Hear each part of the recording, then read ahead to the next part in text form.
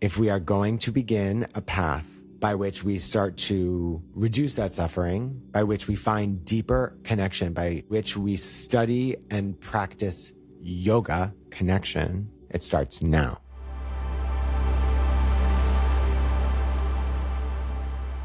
Hello and welcome to the Sutra Squad podcast, brought to you by One Deep Breath. My name is Seth Barron, and it's a privilege to be with you today. And I'm joined by my superstar Sutra Squad, Sarah Page Hall. Say Good hi. Good morning, good afternoon, whenever you're listening to this. Hello. And Sally Moore. Hello. And we are your Sutra Squad, and we'll be coming to you every week with an exploration of the Yoga Sutra.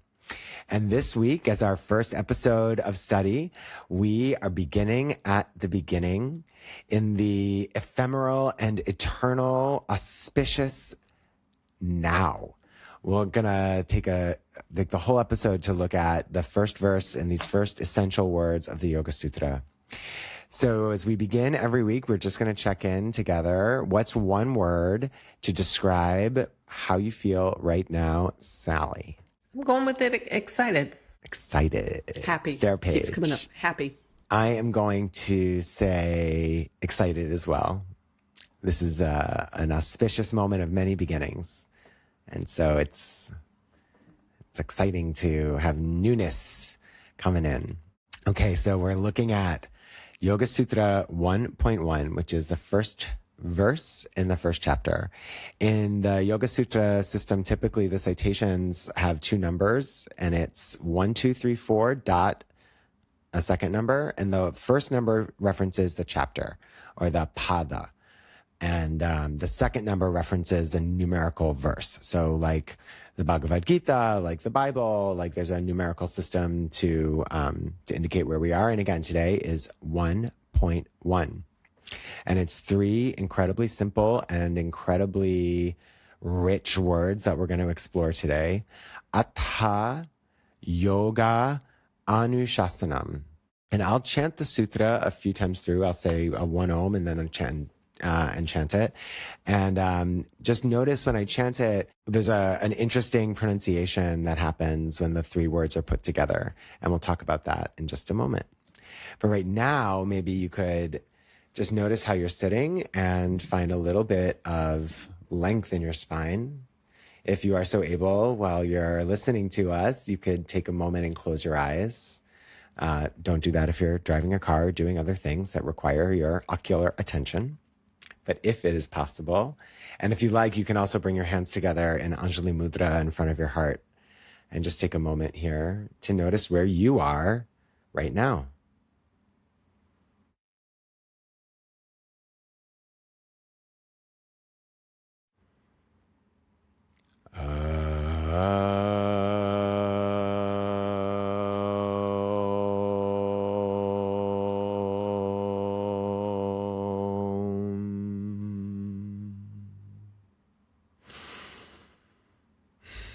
Yoga Sutra 1.1. Atha Yoga Anushasanam.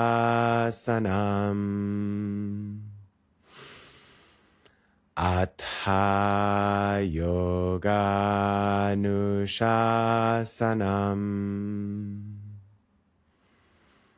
Atha Yoga Anushasanam.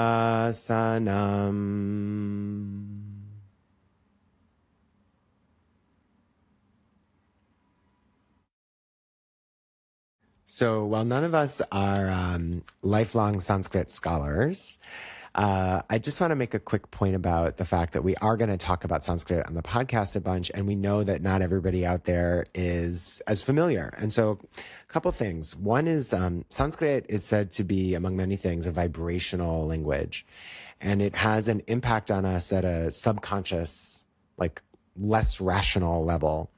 So even if you're not familiar with the Sanskrit, you receive benefit by hearing it.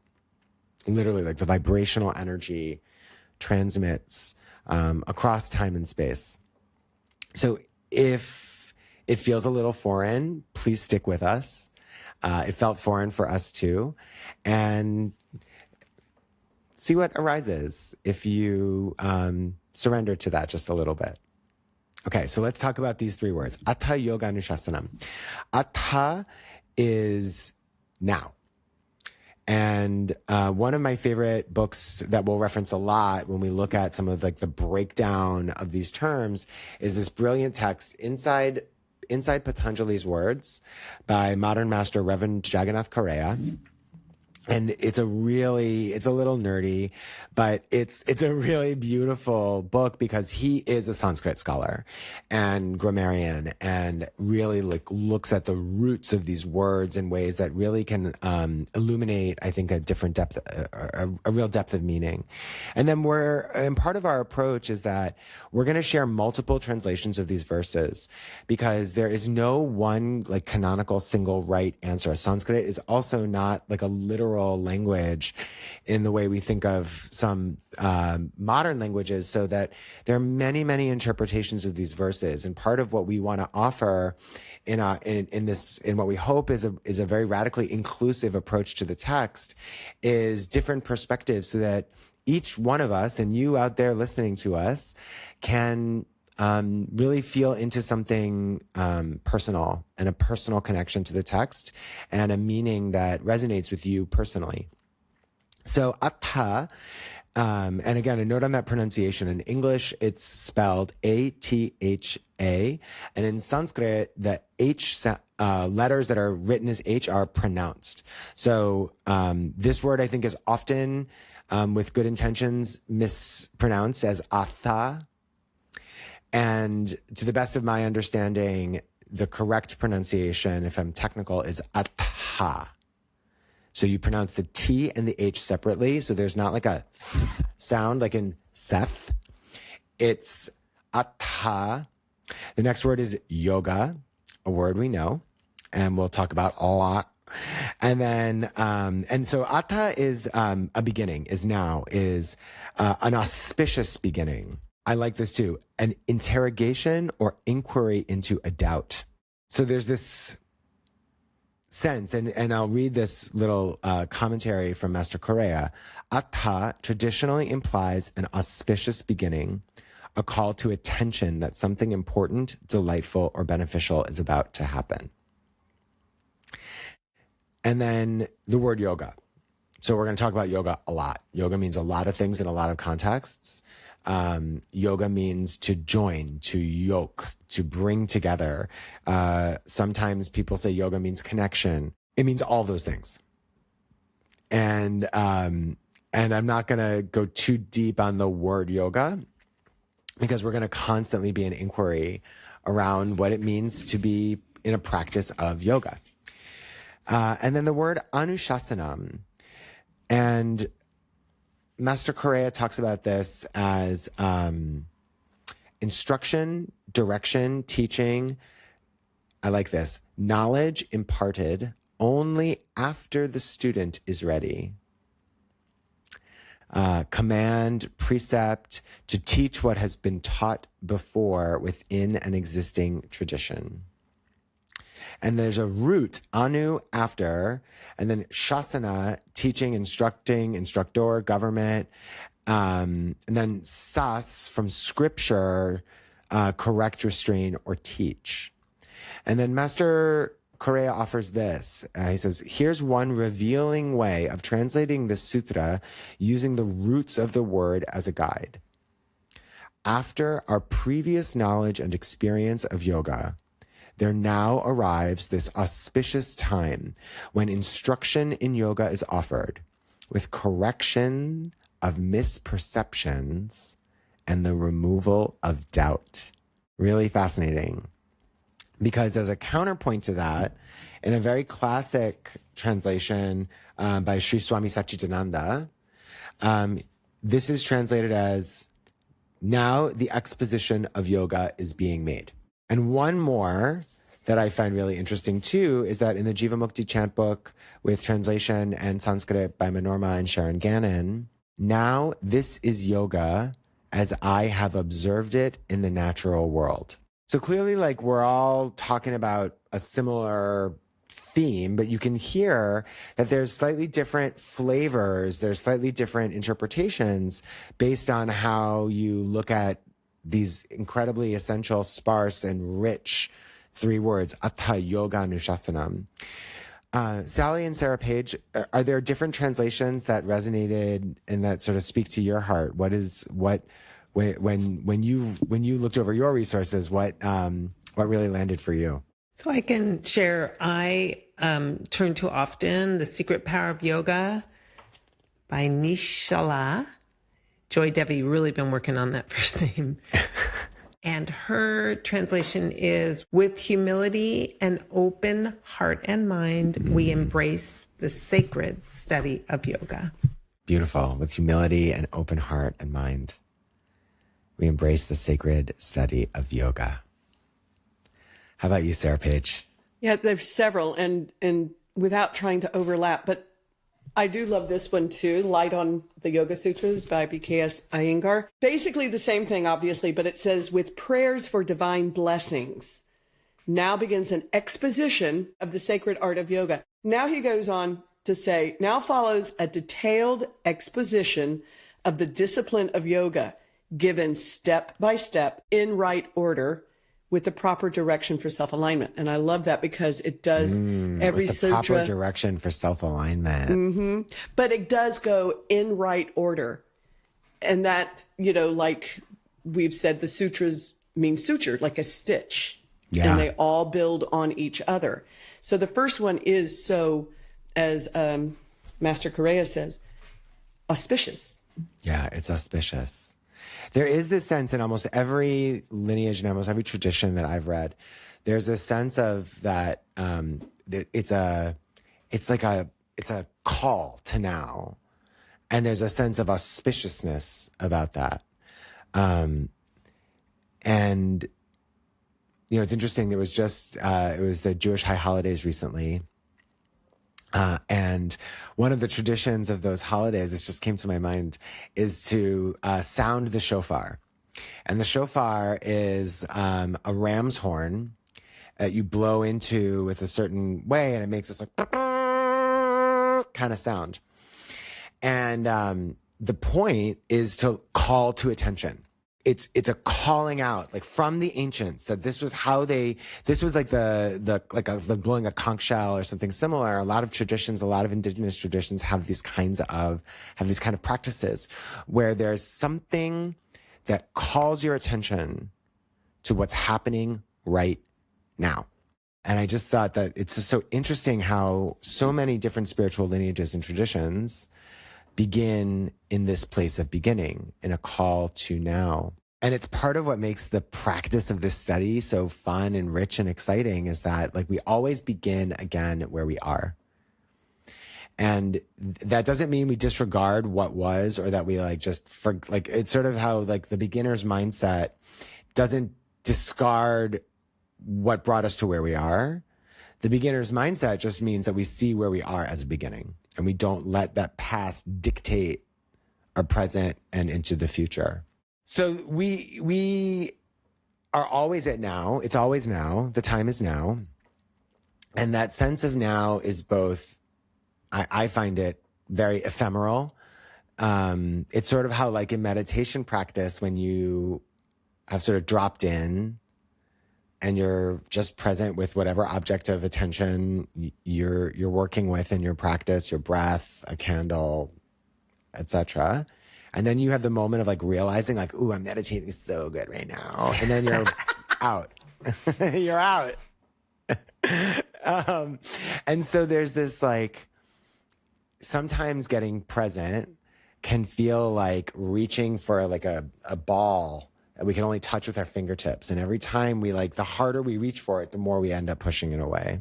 And so there's this sense of like surrender, because now is also eternal. It's the only time, at least in this plane of our perception, time inevitably moves in one direction. What was will never be again, because it's over. I mean, talk about a place we all spend a lot of time suffering. If it could only just be the way it was. Well, and I want to add something. I step back a couple steps, because I do think for the first time in really reading and studying this now, I did get more clearly that generations and generations of choices brought me to the now. So they're a part of the now, kind of like what you were talking about. They're a part of the now, but they can be a distraction of the now. And the choices I make now, once again, not to be a distraction, but the choices I make now are going to affect the world generations from now. So it's an interesting, like really in my personal inquiry, like really thinking about, it felt really uplifting to imagine so many people's choices that I never even met actually helped to bring me to here. And it's like this dance of not allowing myself to be taken out by that and too much ponder backwards. But the consideration seemed for the first time in this study to me really important. And if I can read one thing I read, I just got a new book. I mean, I got to stop this habit. But I've been talking a lot of this book situation, but Unravel the Thread by Ruben Vasquez. And he has I reference often simpleyoga.com is his online spot, and then his YouTube is Unravel the Thread. But he has a really nice way of describing things. But if I can just read a couple sentences I read here, it's like, as with any journey, the journey of exploring who you are can start only after you decide that you're ready for it and committed to it, this endeavor. You must set your intention to be present in your own life and make yourself available to the ever-changing flow of life by withholding your tendency to object or put conditions on this moment. Read that again. Oh, yeah, especially that last part. Yeah. Okay, so once you really commit to this, you must set your intention to be present in your own life, and you make yourself available to the ever-changing flow of life by withholding your tendency to object or put conditions on this moment. Oh my God, I want this so bad, but I don't want it like this. I want it like this. Right? This looks good, but how many times in how many places? Okay, this is not the inquiry we planned, but this is so good. This is a good so one. good. It's what's happening now, right? Right. How We're many present. times? It's right. It's now. Yeah. You go think you're gonna. You go to do a something, and you think you know how that something's supposed to go, and then we just resist it. We are all three yoga teachers. How many times, and hopefully people listening, maybe they're yoga teachers too, or people on the mat. How many times do you think, okay, this is the way it's going to go? And then it just goes south real quick. But it's exactly the way it should be. Always. But it's not the way it was planned. And I think that's exactly the point of preparing to teach, preparing to practice, bringing, your water, bringing your mat, organizing the room, the temperature, like all those things that happen in preparation of the now. And then the now has its own idea. Seth, what is that you always say? You say we make plans and then... Well, there's the plan and then there's what happens. And then there's what happens. Right? That's a Bethanyism. So one of my teachers, a true gem of her wisdom, Bethany Lyons, right? Like, so you need a plan. Like, and one of the ways in which the three of us are connected is through the lineage of Baptiste power yoga. And I will say there's some really beautiful references in some of that methodology to this idea.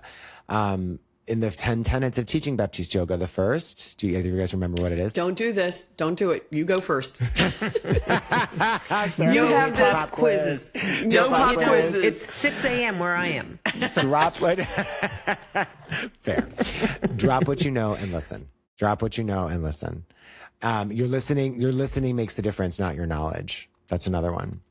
And listening is a fundamentally present practice. You cannot listen with your attention on the past or the future. Truly listen. It requires your presence now, atha, in order to truly listen and be of service. And I think that's something that's it's a very beautiful part of the practice. It's of teaching. And then the flip side though is too, like, how many times you think, okay, I'm going to go take class. And then you get there and you think you have the class in your mind that you want. And then there's the class that starts happening.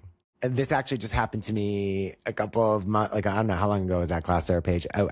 Sarah Page and I took a class with a visiting master teacher. And she is a masterful teacher. And I was all no. I was all no. I didn't even know, I didn't set out to be such a no for this teacher and this experience. And I was just, I just had a moment. I was triggered. I resisted it. And it was like, wait, I'm doing the thing I say I wanted. And then I'm just totally, and then I'm in total resistance. Now, some of that is conscious. In my case, it was, and it doesn't matter why. Some of that is unconscious because it's habit. So like my favorite example of this, I also teach at a gym, and it's a little bit tricky because like I have less direct control over the studio environment because it's in a bigger context and it's blah, blah, blah. And then it's a bougie gym here in New York City. And it means that students have phones in the room. And I have to like give a little spiel before every class. And I try to do it in a really inviting way, but I still have to do it. And I literally will say, okay, everybody, first thing you're going to do after I say hello, my name's Seth. Thank you for being in class tonight. Please pick up your phone. Because I know everybody has, like 90% of students have the phone near their mat. Please pick up your phone and look. And and then people give me this weird look. And I said, I'm asking you intentionally. And even if you just did this, I see a phone near your mat, it's not in your hand, please pick it up. Look at your phone. And look that it is on do not disturb, airplane mode, or my strongest preference is off. But those are your three choices. Place the phone face down, or even consider like put it as far away from your mat as you can psychologically tolerate. You could go put it off to the side in the prop closet, like or on the shelves. It is possible. That is an option available to you. And turn on the fitness tracker of your watch.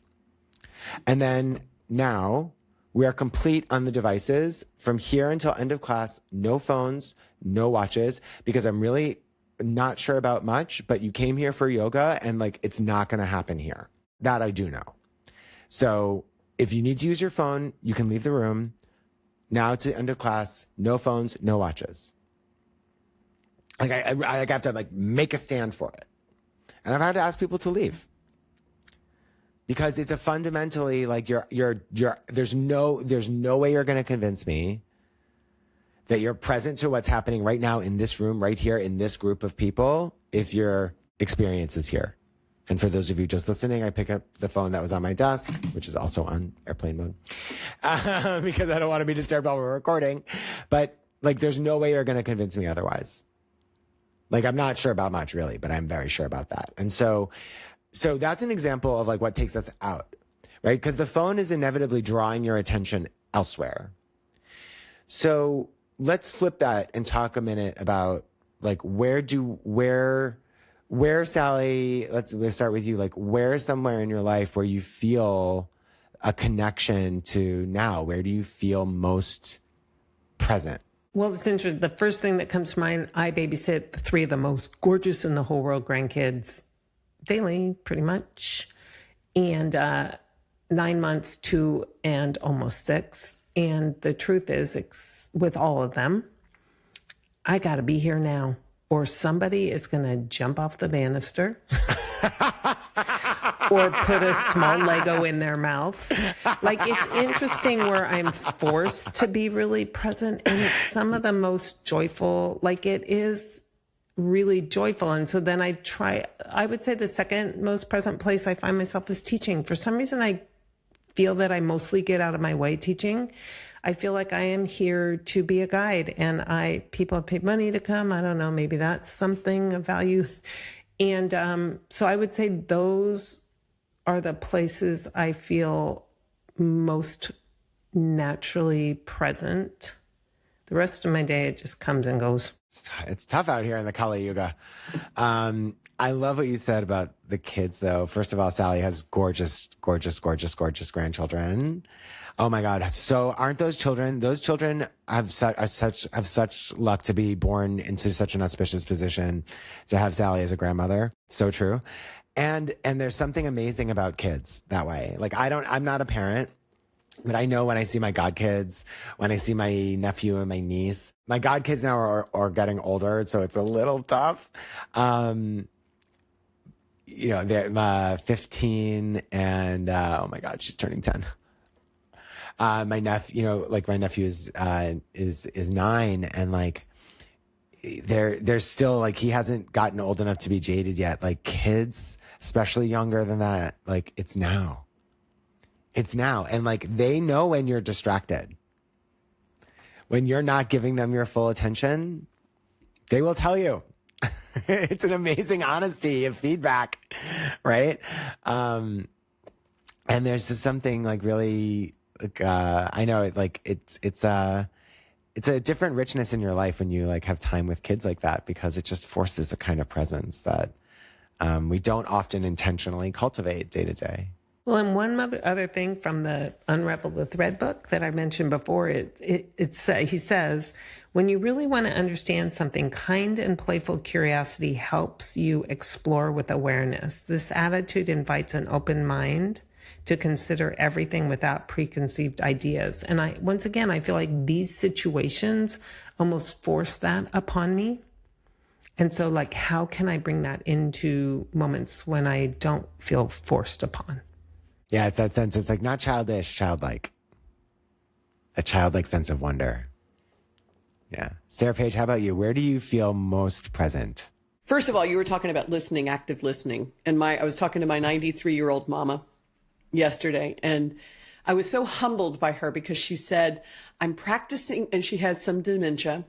And she says, I'm learning to practice listening.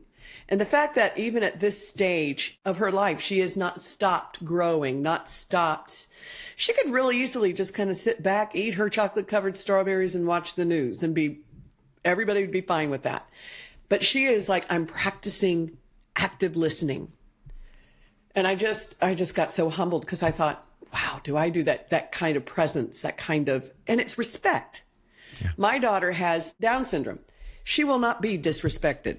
She will not be disrespected. If she feels like I am going somewhere else, she will say, are you listening? Sometimes she physically will take my face and turn to her because she knows I'm, and I'm doing something else. And she's like, no, I'm not. And with her specifically, she is my greatest teacher. She is my true north. She is the love of my life. It is the best gift God ever gave me, was that extra chromosome, because it has taught me lesson upon lesson upon lesson in being present.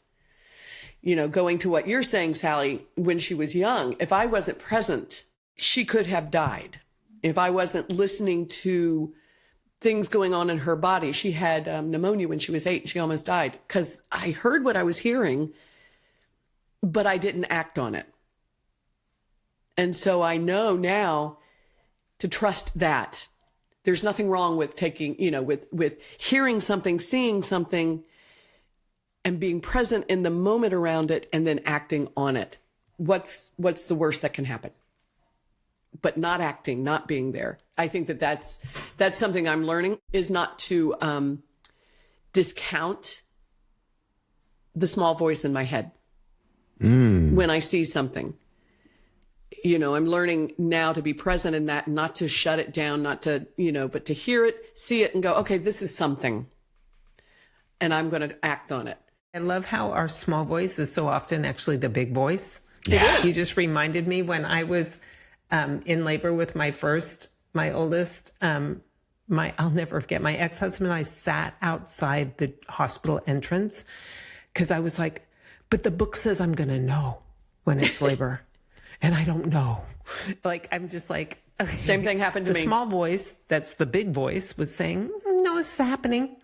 And then the ego was saying, but what if you're embarrassed because it's not happening? No, I went into the nurse and I said, you're not sending me home. She goes, oh, no, I'm not sending you home. You're 6 centimeters dilated. Let's, listen to the voice. I didn't make a mistake. Like, it's so weird. Yeah, listen to the voice. Yeah. So anyway, listen to the voice. And that is usually where you're the most present. For me personally, I have been, the stories that I have in my head are that you're stupid, you're fat, you're, unattractive.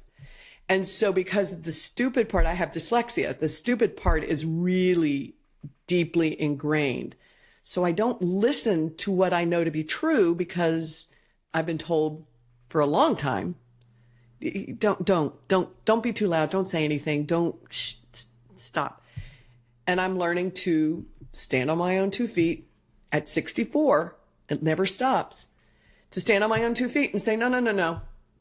This is something that I think needs to be discussed. It's something that I think I'm here for. This is in the moment, and this is what I'm going to discuss. And I'm going to put it out there in the ether. And if it's a problem, we'll deal with that later. But right now. It's so interesting because like what we're speaking to here is intuition. And how Ajna chakra. every say that and say what it means. The Ajna chakra is the sixth chakra. It's in between the eyes, and it's known to be the color is indigo, and then it is known to be your eye of inner knowing, intuition. The element obviously is sight, seeing and not seeing.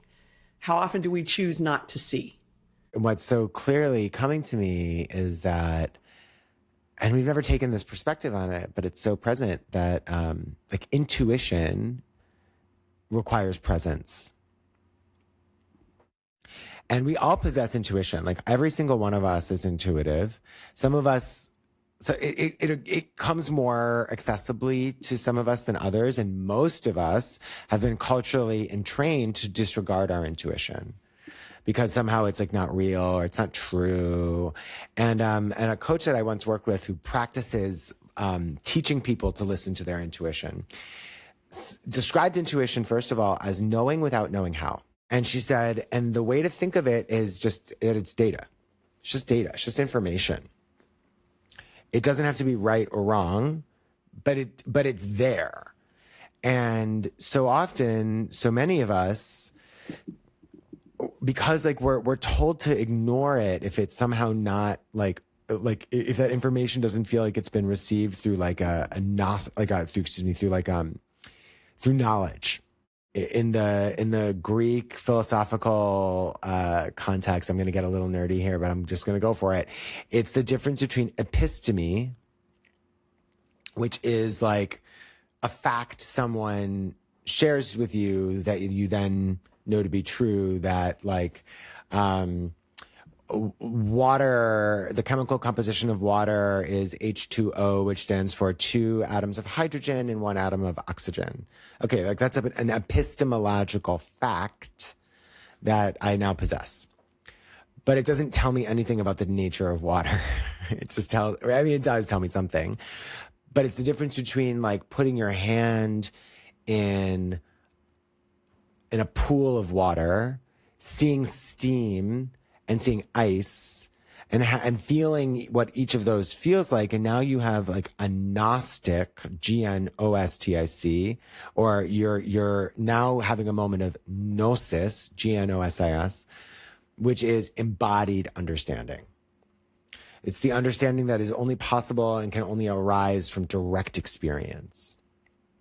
And this is something we're going to play with a lot, that like part of our study here is epistemological, in that like we want to have like and in the yogic system, you might call that jnanam yoga, the yoga of knowledge.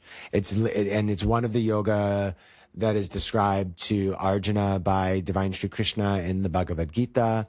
It's a jnanam yoga as a path of many, many, many lineages of study. And it's that sort of like intellectual pursuit. And then, the difference between that and you could say like bhakti yoga, the yoga of devotion, is that bhakti yoga is embodied. It's the practice of like a full embodiment of surrender to something bigger than yourself. There's one definition. I'm not saying that's the only one, because those words mean a lot of things to a lot of people. And so I just want to be clear about that. Not presenting that as like somehow like a canonical, or the only answer. And so then there's this sense then that like Atha Yoga Nushasanam, now this is yoga. This is the instruction of yoga. That is, yes, there's like a rational knowledge of like, okay, yoga is a practice of bringing our mind to the present moment, bringing ourselves to be fully present. And that is not just an intellectual idea. That is an embodied experience. And in the embodied experience is where we are actually most receptive to receive intuition, to perceive intuition. Because the not now is the story of your own inadequacy, is your fear of the future, your attachment to trauma of the past. And I don't mean to minimize any of those experiences. They're very real. That samskara, that personal history is with all of us. We all struggle with it. Every human being, it's part of the nature of our suffering. And if we are going to begin a path by which we start to reduce that suffering, by which we find deeper connection, by which we study and practice yoga connection, it starts now. I have to jump in here because thank you, Seth. That was something, it elicited some kind of emotion in me. I'm passionate about what we're doing, and I'm passionate about trying, but following one's intuition is deeply uncomfortable. Yeah. Deeply uncomfortable. And I think that, can we say it can be? It can be. Doesn't have to be. It can be playful. It can be fun. It can be curious. It can be all those things. For me personally, I will speak to for me personally, many times it is deeply uncomfortable because I've never done it before. And what does that mean? And I've never done it before. And, now here it is. But Satchitananda says in this, to continue on with what he goes, mere philosophy will not satisfy us. We cannot reach the goal by mere words alone. Without practice, nothing can be achieved. And that, to me, intuition, following intuition, isn't words. It isn't really intelligent. It isn't. It is intuitive. It is fun. It is brave. It is scary. And it's a practice. And you have to keep. And how many times have I said, if I had just gone with my gut, over and over and over again. I'm getting better at it. I'm seeing a lot more play in intuition. I'm seeing a lot more fun and just kind of going, well, I don't know, but here we go.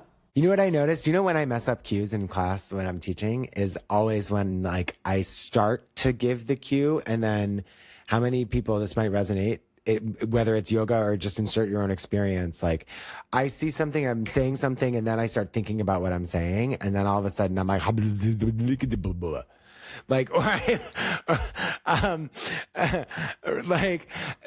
but that's usually when I fumble the cue.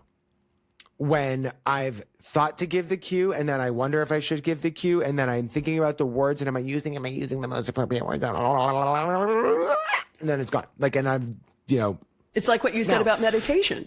It's exactly like that. It's exactly like that. Now, the flip side can also be fun when we learn to work with it. So I was teaching last Tuesday, and I had intended the students were in downward facing dog, and I wanted them in a forward fold at the back of the mat because I was going to teach a walking balance series. So in my mind, I said, walk your hands to your feet at the back of the mat. In my external expression, I'm pretty sure I said, walk your feet to your hands. And I probably said at the back of the mat. So I noticed students looked up at me confused, and then most people started walking their feet forward. And I started saying, nobody's listening to me. I said something like, notice you're listening. I said, and then I paused and I was like, oh, wait. I literally gave the clue. Okay, everybody, notice you're listening. What I just said was, I caught myself.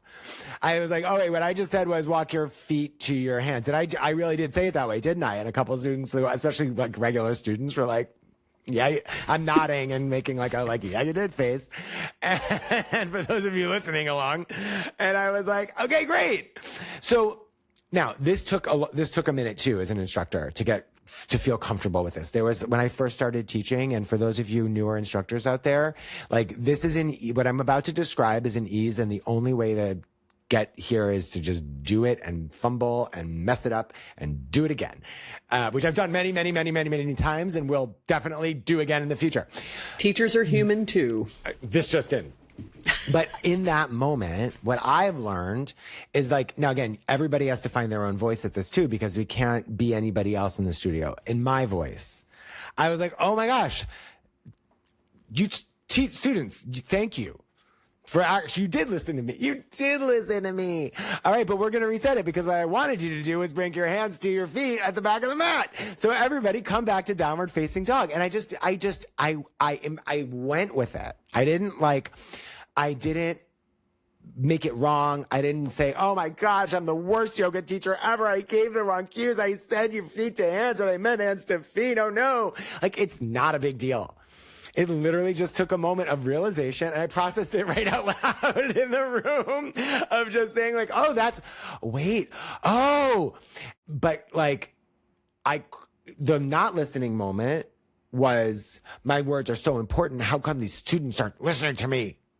Well, and I've had that experience also so what I now say when I do that, which I do it probably every class, I say, y'all, do what I think, not what I say. Back in your mouth. I'm stealing that. But exactly that, like that used to take me out, and then it would take me out for the whole rest of the teaching through the evening, And so I think there's something about like, boom, reset, back of your mat, over, be here. Yeah. I had this whole conversation last weekend about the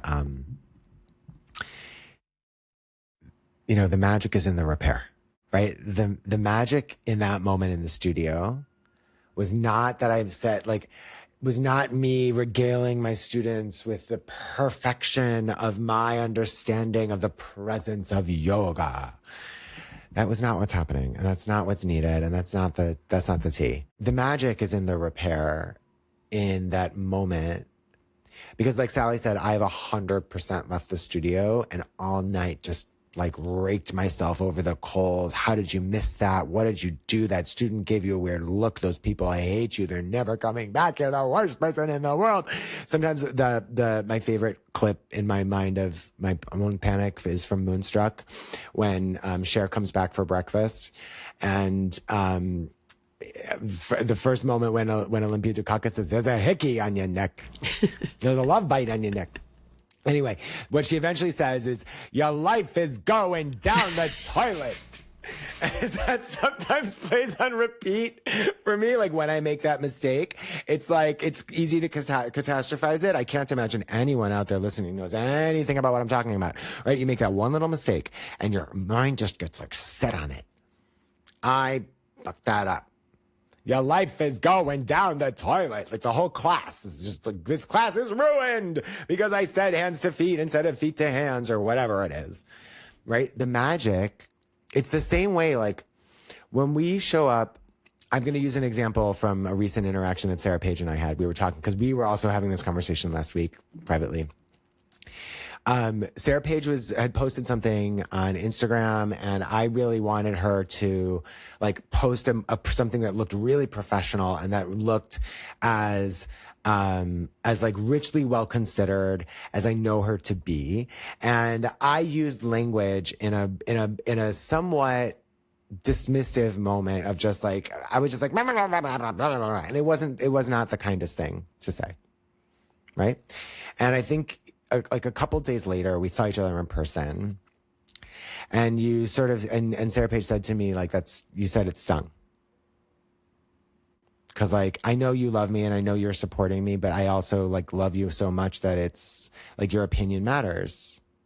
And we were actually walking down the street in New York City, and I think I stopped us and I looked at you and I said, I'm so glad you said that to me. I am so sorry. I play the moment out right now, and I tossed some words around, and now that I think about the words I used, of course I could see how that would sting. And I'm sorry.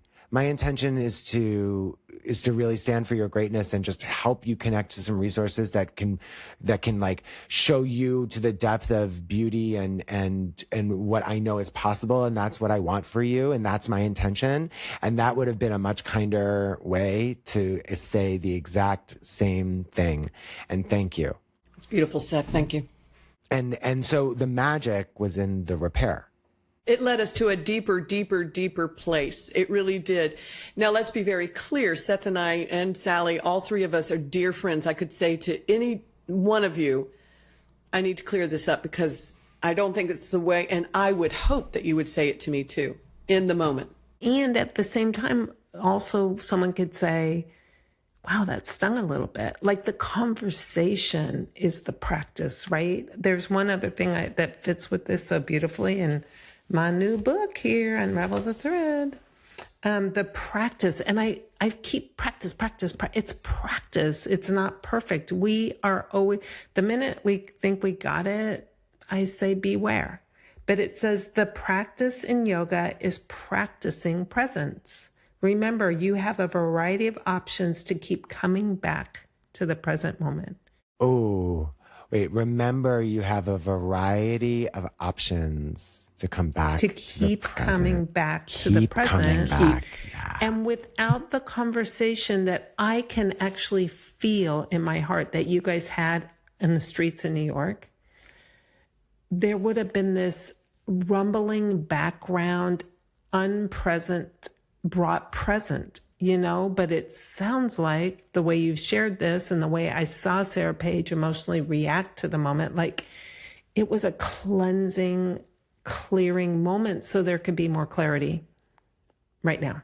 Yeah, when you are present to the person that you're speaking to, and I love that, Sally, that we have a lot of options. Presence is one of them,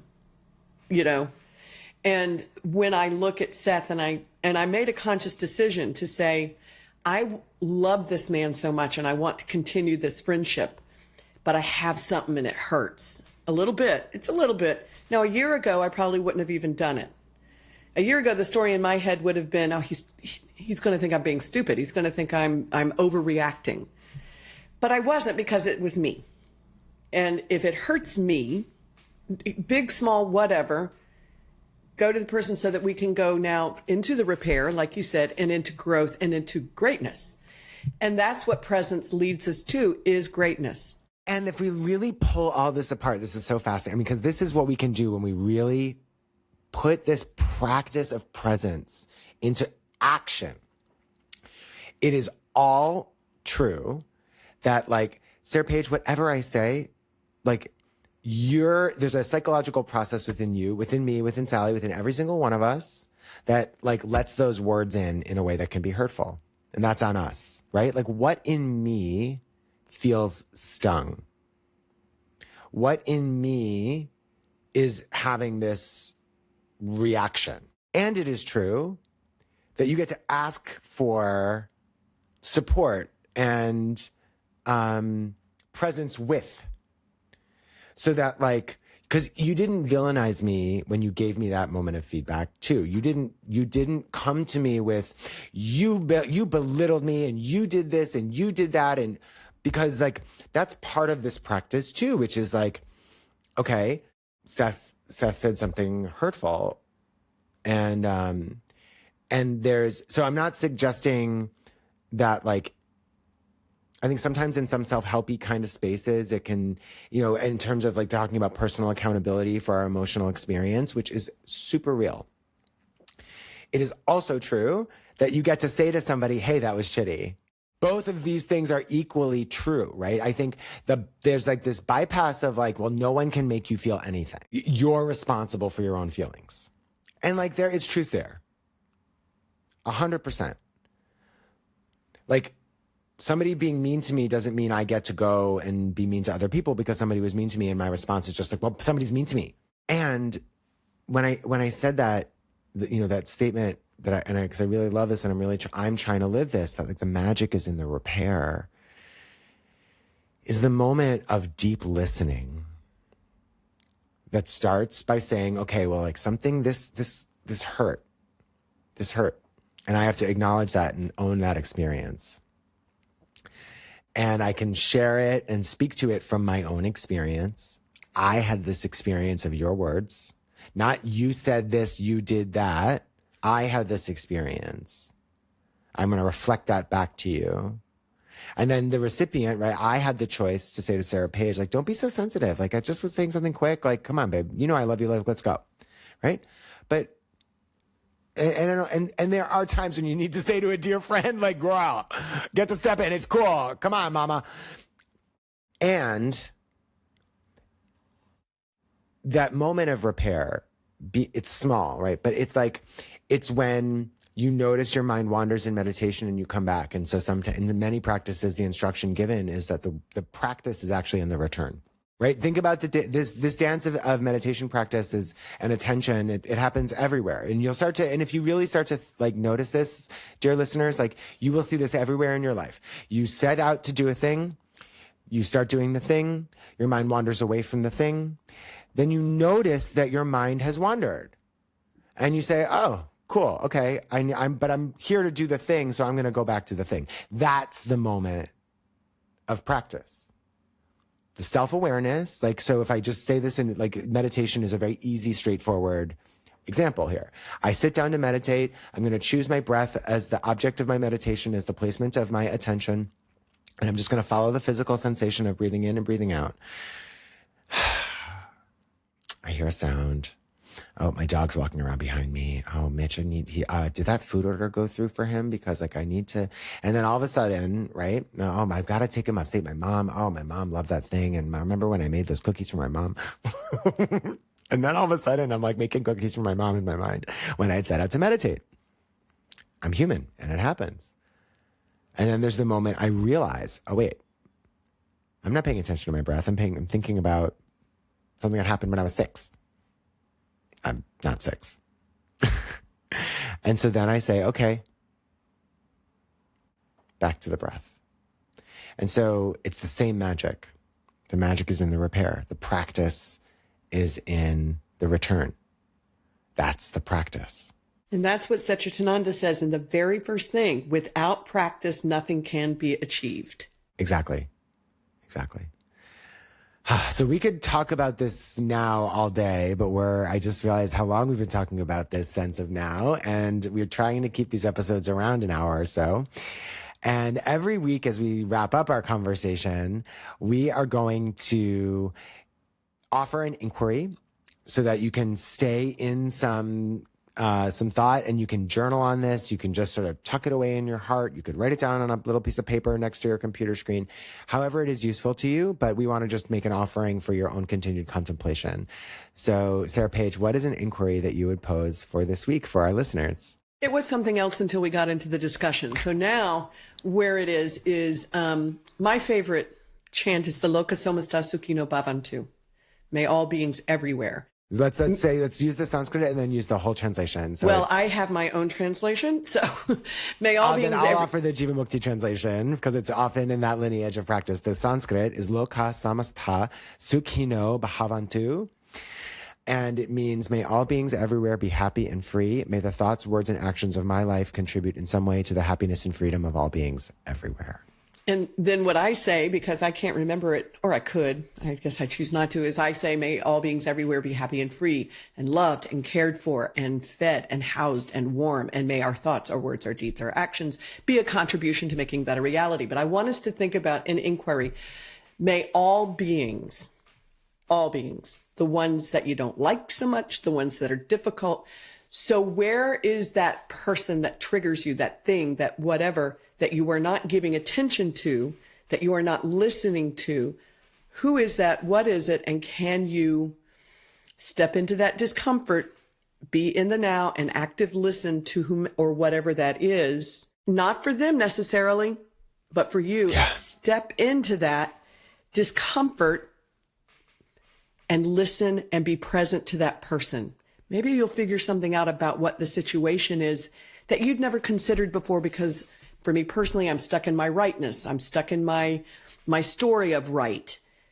Consider that everybody has a voice and a thought. So just go into that person that makes you a little nutty and listen. Yeah. Present.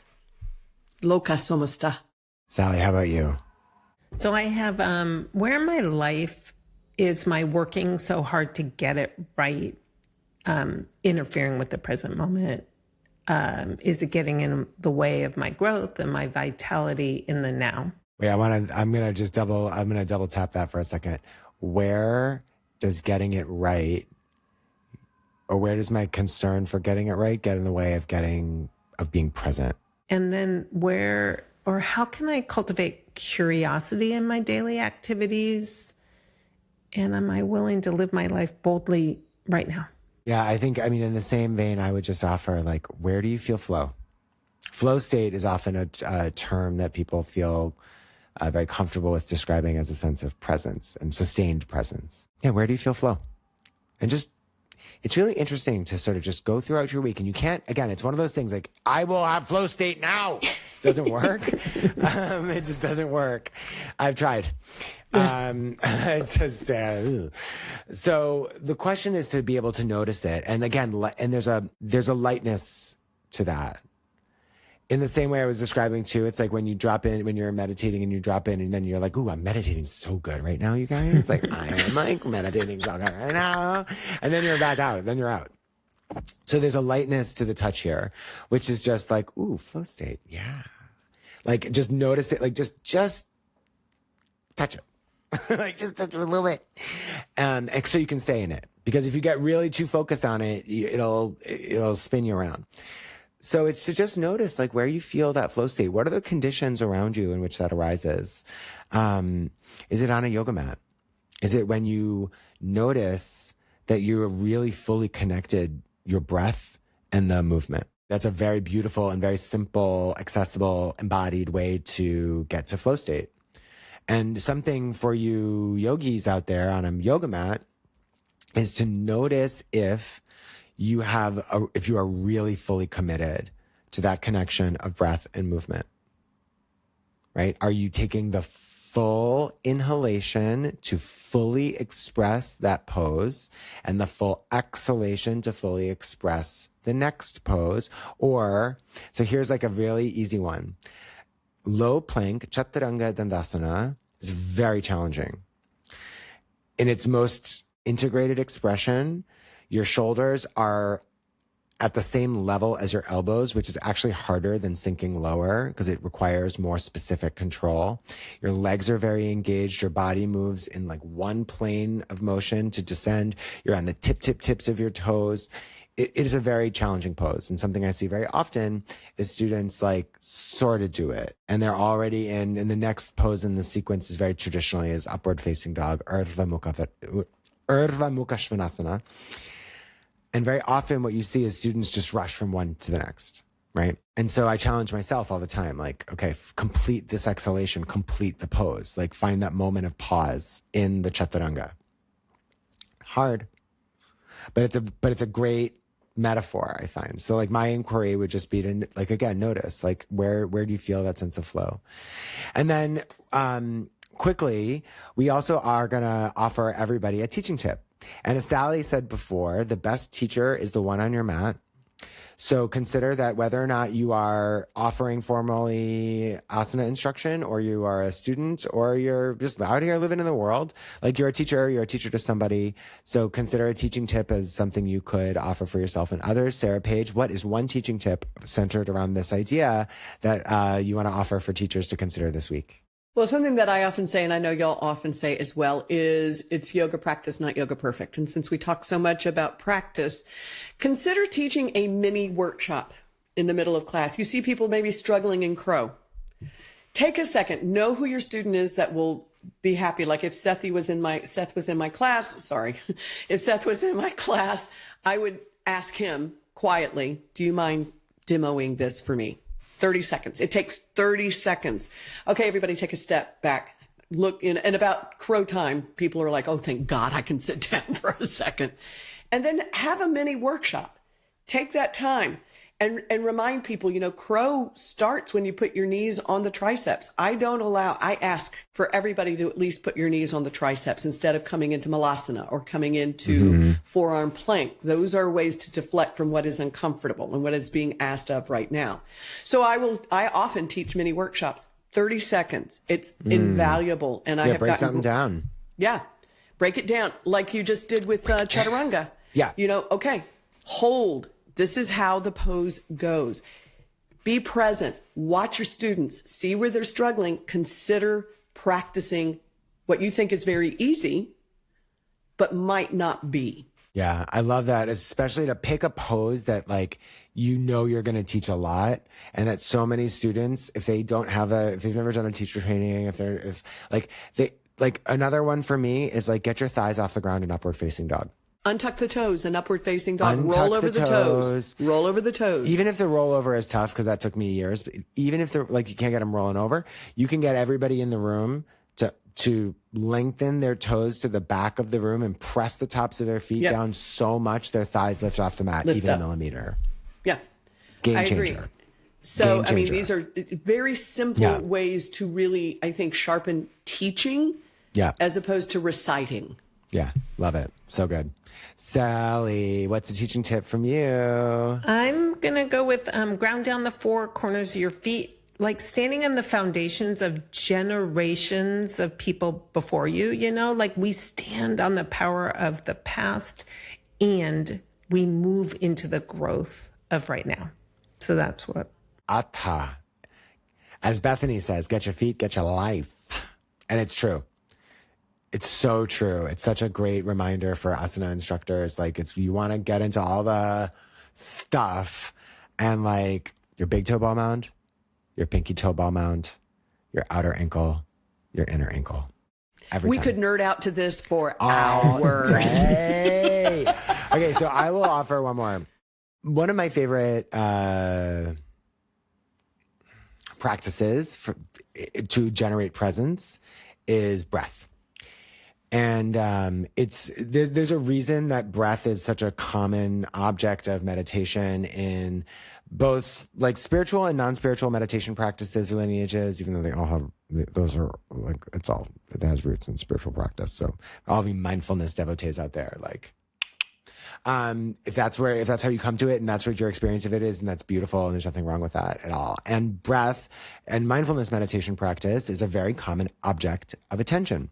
The reason for that is because, one, your breath is the only autonomic process that you can also bring into conscious central nervous system control.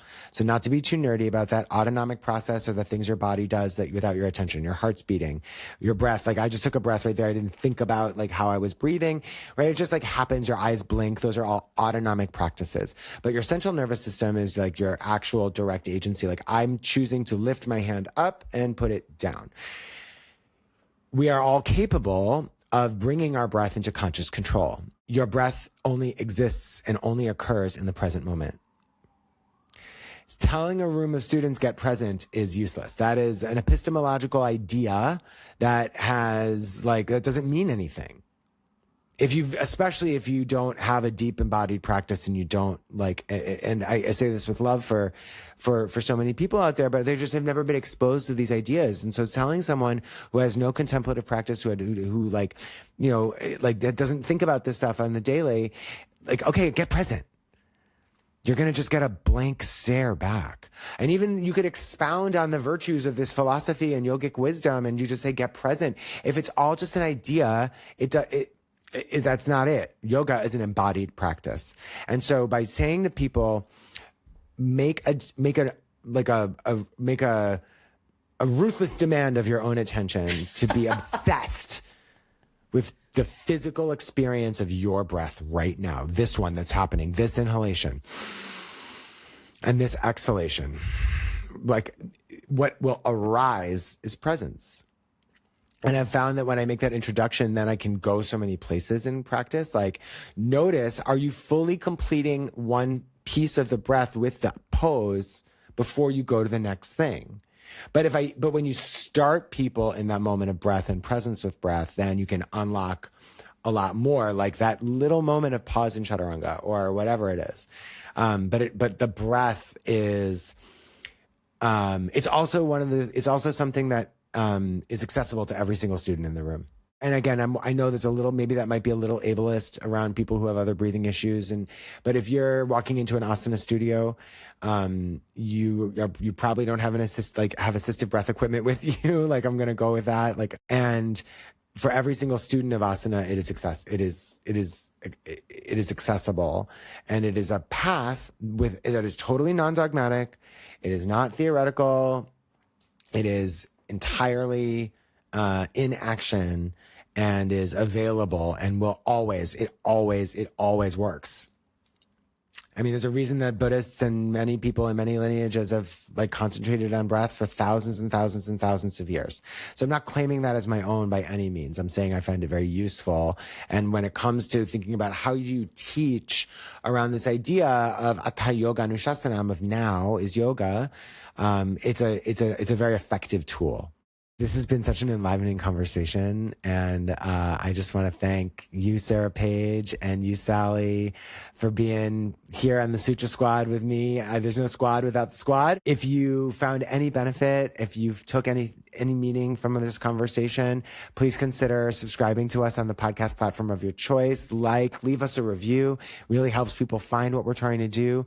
And we hope that this is a good inspiration to bring your attention to some goodness right now. And with that, I will say thank you, Sarah Page. Thank you, love. And thank you, Sally. Thank you. And thank you to every single one of you out there. This is Seth signing off for the Sutra Squad, and we'll be with you next week. Bye, everyone.